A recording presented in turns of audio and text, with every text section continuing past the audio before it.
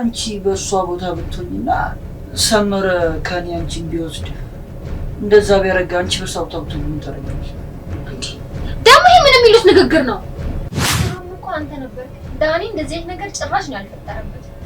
እሱ በጣም የሚያምን የሚወድ ንጹህ ወንድም ነው። እንዴ ሰመረ ቆይ እዚህ ምን ትሰራለህ?